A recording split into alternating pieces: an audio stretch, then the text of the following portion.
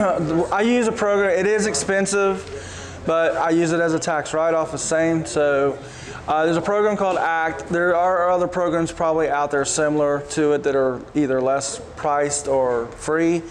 So the way I do it is like, so for example, all my stops for this week, normally what I'll do is like for Monday, Tuesday, and Wednesday, I will contact them last Tuesday or Wednesday.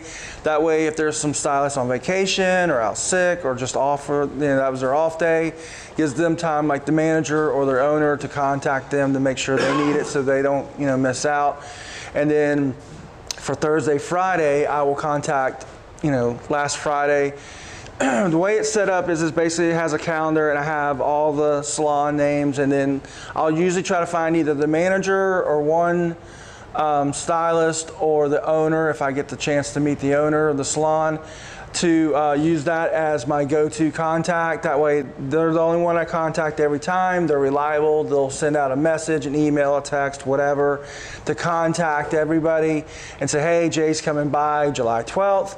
Does anybody need sharpening? And then that gives them time to get everybody's responses, and then they'll text, hey, we're good this trip, follow up in a month or two, or hey, yes, we have several stylists, we have 2 stylists, whatever the case may be. Before, when I was with Benica, we all shared that same program, so it was color coded.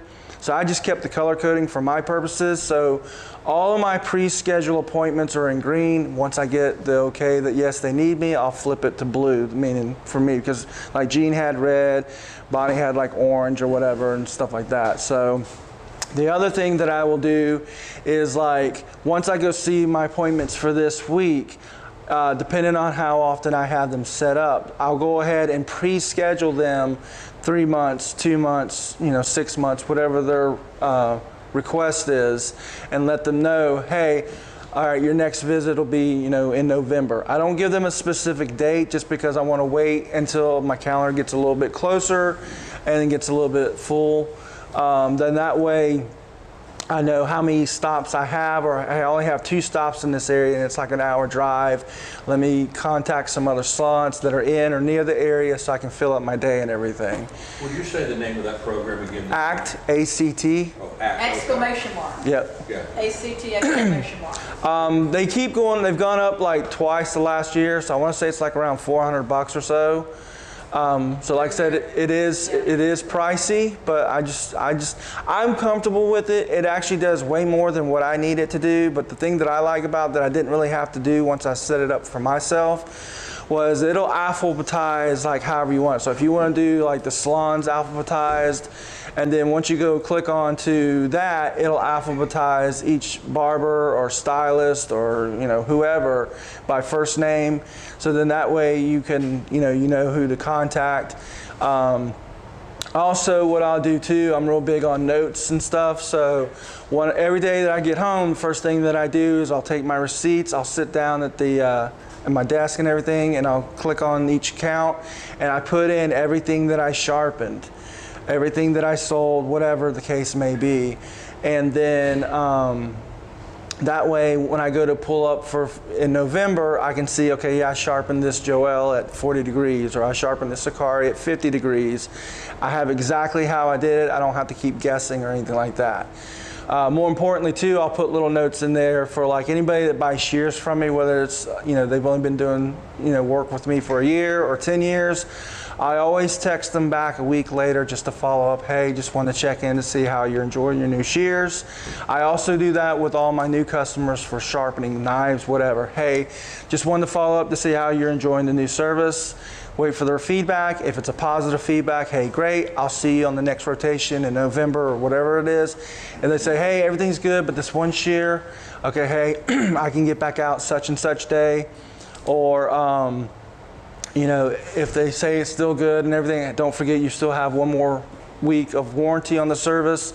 So that way, if you drop them, somebody knocks them off the prep table, whatever that is, it's covered. Just call or shoot me a text. I'll get out there as soon as I can and address whatever needs to be addressed. So that's the way I use the ACT, but like I said, it's got all kinds of, you can like map out stuff and just things I don't really need right now, but it's there if I need it. Email, text message. Yeah, everything. So I just text everybody and like I said, because I only use the one person per account.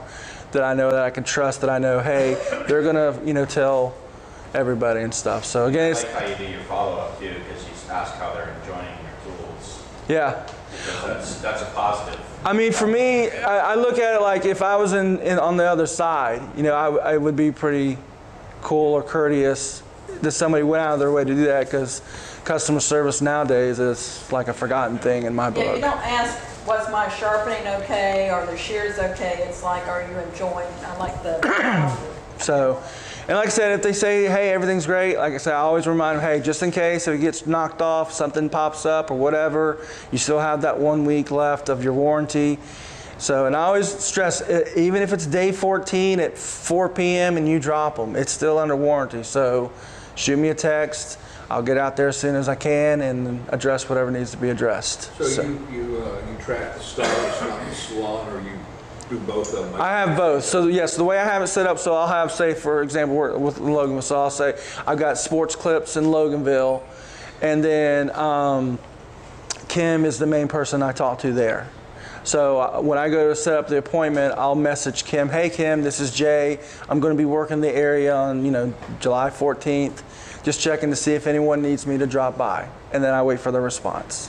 And I'll do that with everybody that I'm going to service in this area or near this area. If you don't hear back, you just skip it? Nope. I'll give them 2 or 3 days, and then I'll follow, hey, just following up with my text from Friday or Thursday or whatever day it was, just checking to see if anybody if they don't respond after 2, then I skip it, and then I fill that slot with somebody else. Because I reached out to them twice over basically about a 4 or 5 day time frame. And that's text, which is much stronger than email. I mean, everybody texts that I deal with. I do have some that I actually have to call. So because they don't do text and stuff, so I'll literally call the salon. Hey, this is Jay. Be in the area such and such day. Just checking. Well, you're keeping records for say each individual person, but you contact just whoever's in charge there. Right. Yeah. Basically, the only reason I narrow it down to one person is just because I know that person is going to pass on the message of, hey, he's going to be in the area such day, and does anybody need anything? And then they will contact me back to say yes or no. Whereas if I just go in and start randomly, sometimes, I mean, like I've got one customer, I swear, like every 6 to 8 months, she's switching to a different, salon or something. So it's hard for me to. Yeah, that's what I was wondering about as far as that could get you in other salons if you're tracking the individuals that Yes. go around. So it has a plus and a negative. So the plus is, yes, I would pick up potentially new salons because she's bouncing around.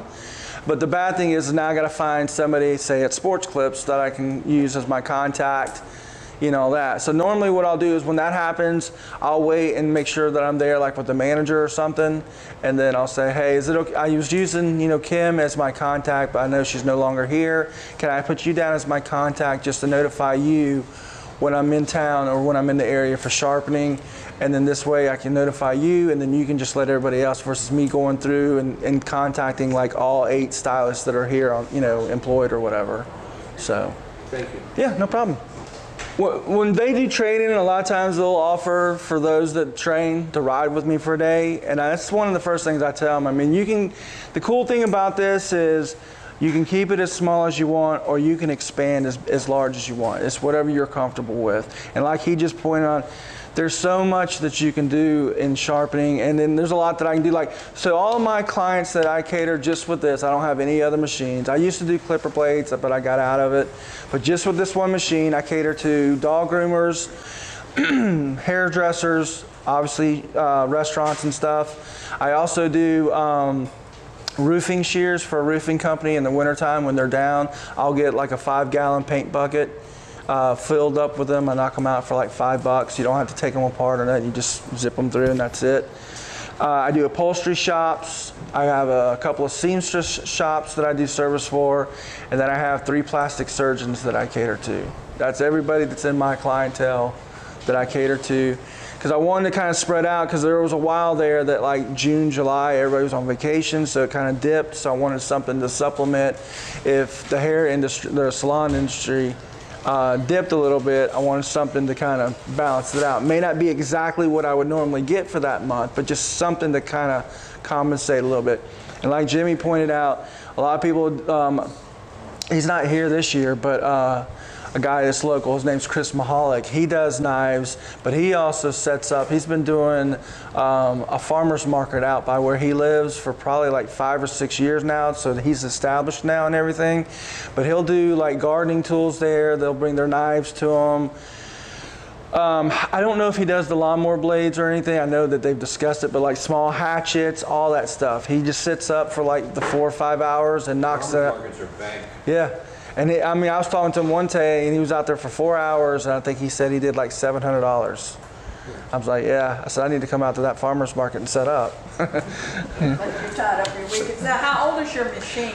My machine is ancient. My machine is like old school. Like it's basically 20 years old. This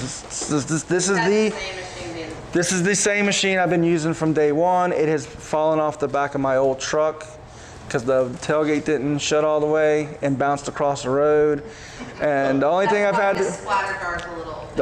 had to replace is the cord because I was about 4 hours away and left my cord on my last stop. And then one fuse. That's it. Your light. Well, the light's not part really. So, but other than that, that's it. So. Yeah, if anything is wrong with your machine, we don't call a mechanic, we call a paleontologist because it's so old. One thing I want to piggyback on when you were talking about the ACT program, there is one reason he won't switch is because he's been in business 20 years, okay? Square, if you're using Square, they now have updated and you can actually do your scheduling on Square as well. And that's a free service. I know, I'm trying to get him to, but he has a lot of clients that have to be moved over to that, and so I was trying to get him to slowly start moving him over, and he's stubborn. Well, no, it's just a headache. I mean, you figure. I mean, It's a lot of notes, and to move over 20 years worth of stuff. Yeah. But I know they just started this year, so we played with it a little bit, but it is a free service, and you can do all your scheduling, and then you got your credit cards and everything You all can lined also up. set up your payments. You can set up payments on Square as well. I mean, there's a lot of things that you can do with Square now that you couldn't do before. But yeah, And like one I of the said, ideas that was sent to us, he's using Google Maps for his, so there's some other free things. Any other questions for Jay? Because we're going to switch over. Did he do a good job? appreciate it.